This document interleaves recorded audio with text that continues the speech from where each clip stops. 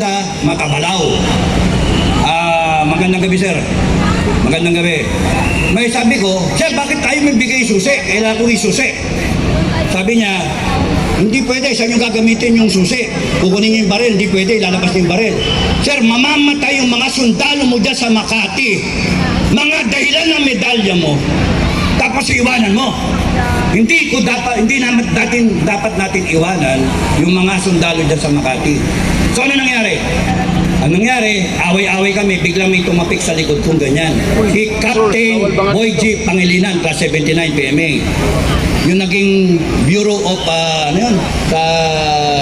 Katapang ngayon, Bilibid. So, siya lumapit, edikam siya ni General Enrile. 1-star pa lang siya.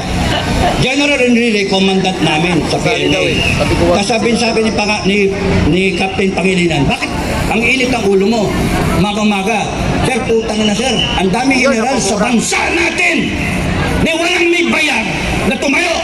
Uy, parang totoo ngayon yan, ha? Meron ba? Ang daming general, ulitin ko, ang daming general sa bansa natin, pero walang gustong tumayo.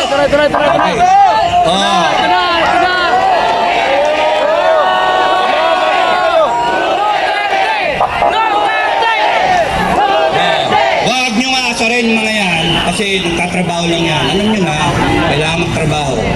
Mamaya, sasamain sila sa akin. Hayaan nyo, huwag nyo papansinin. Kasi pagka nagkapikunan to, walang mangyayari sa atin. No? Lubog ang bansa natin. No? Pag ito nagkapikunan, magde-declare ako ng People's Revolution, yari silang lahat. Yari tayong lahat. Okay? So, mamaya muna. Patapusin yung kwento ko. Meron pa trailer eh. So, at kami, hindi kami pwedeng janitor para linisin. Mag-apply kami sa slaughter. Alam niyo yung slaughter? Kumakatay ng baboy! Kumakatay ng baboy. Upakan namin lahat. Baboy naman, binaboy tayo.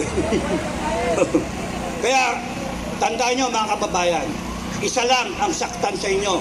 Isa lang. Why? Because sa FGF, ang aming simulain at ang aming usapan, we protect each other. It is about time that the Filipino people protect each other. We protect ourselves from tyrants, from magnanakaw, mga droga na yan, mga buhaya, at kung kayo, AFP at PNP, magpapagamit kayo sa mali na katwiran at gagamitin yung batas laban sa amin na kami naman ang gusto namin ipatupad yung batas na yan.